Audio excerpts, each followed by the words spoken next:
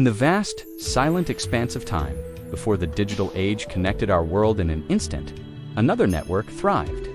It wasn't built of fiber optics or satellites, but of sand, stars, and human ambition. It was more than a road. It was the first internet. It was the first internet, a network that connected civilizations, ideas, and cultures for 2,000 years. This is the story of the Silk Road, the artery that pulsed with the lifeblood of the ancient world. Our story begins in the heart of ancient China. During the Han Dynasty in the 2nd century BCE, the world outside its borders was a mystery, a tapestry of unknown lands and peoples. But within its empire, a secret was being perfected.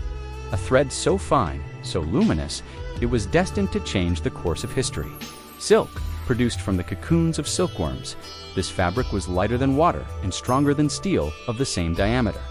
It was a luxury coveted by the powerful and the elite, a symbol of wealth and status. The Chinese guarded its production fiercely, but the demand for this miraculous cloth could not be contained.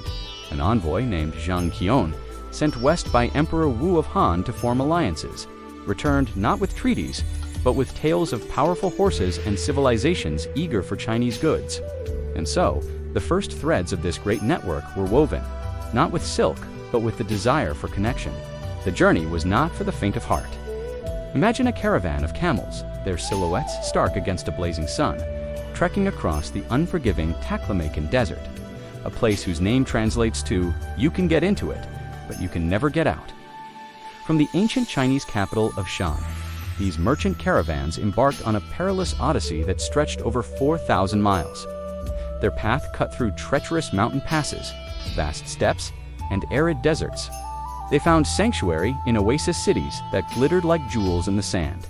The legendary Samarkand, with its blue-domed mosques, the intellectual powerhouse of Baghdad, heart of the Islamic Golden Age, and the great crossroads of Constantinople, the gateway between East and West. Finally, after months or even years of travel, the goods would reach the ports of the Mediterranean, destined for the markets of Rome and the rising cities of Europe, like the opulent trading hub of Venice. Each step was a gamble, a battle against nature, bandits, and exhaustion. What did these caravans carry? The name Silk Road is a modern invention, a whisper of its most famous commodity. But the reality was far richer. The name Silk Road is a modern invention, a whisper of its most famous commodity. But the reality was far richer. From the east came not just shimmering bolts of silk, but fragrant spices like cinnamon and ginger that transformed European cuisine. Revolutionary inventions like gunpowder and paper, and technologies that would redefine the world. In return, the West sent back gleaming gold and silver, fine glassware, wool, and horses. But the most significant exchanges were often invisible.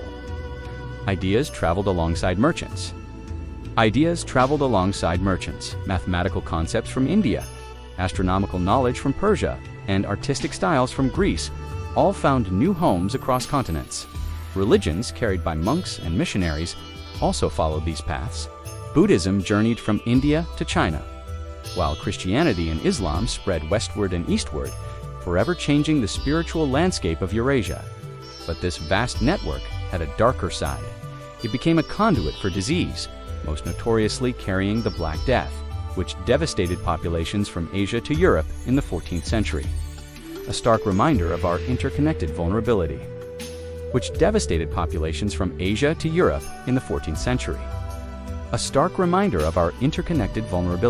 The Silk Road was not just a route for goods, it was a stage for humanity. Its main characters were the merchants, risk-takers who gambled their lives for fortune. But they weren't alone. Nomadic tribes controlled vast territories, sometimes acting as guides and protectors, other times as raiders. Diplomats traveled these roads, forging alliances between distant empires. Monks and pilgrims undertook spiritual journeys, seeking enlightenment and spreading their faith. And then there were the great explorers, whose names echo through history.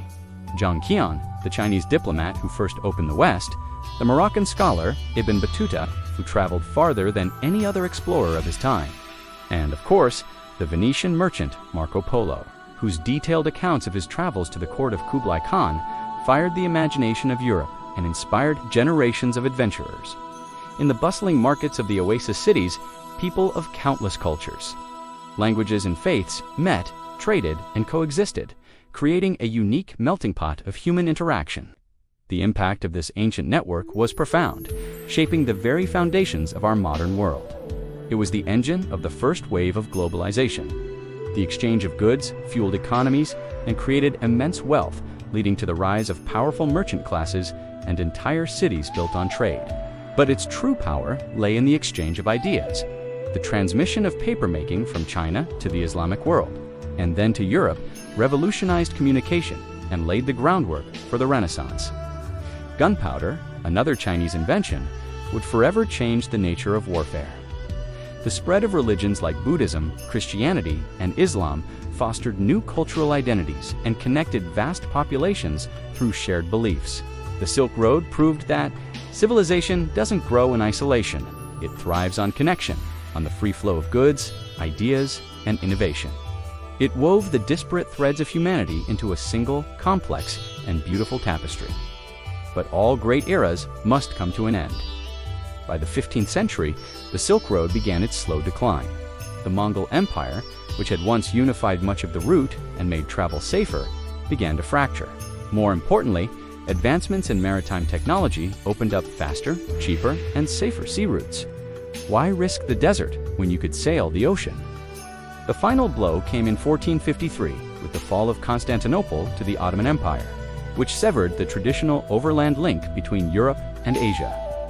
The caravans slowed to a trickle. The oasis cities faded back into the sand, and the Great Silk Road, for a time, fell silent, becoming a legend, a ghost of a connected past. Yet the spirit of the Silk Road never truly died. Its legacy is etched into our DNA, a testament to our innate human desire to connect, to explore, and to trade. Today, we see its echo in the ambitious Belt and Road Initiative, a modern-day effort to create a new network of infrastructure, trade, and economic corridors connecting China with the rest of the world. It is a 21st century Silk Road of railways, ports, and digital highways. History, it seems, is not just repeating itself, it is upgrading. The same ancient impulse to bridge distances and share knowledge now manifests in the instantaneous connections of our digital world. The journey that once took years now takes a nanosecond. The Silk Road was never just a path for silk. It was a conduit for human progress. It demonstrated that when different cultures meet, they don't just trade goods, they create a new, shared future. It wasn't just about connecting lands, it was about connecting minds. And in our own hyper-connected world, that is a lesson that still echoes with profound importance. The Silk Road didn't just connect the ancient world, it connected us to who we are today. If you enjoyed this journey through history, like the video and subscribe to Digital Time Vault for more documentaries that bring the past to life. Thanks for watching.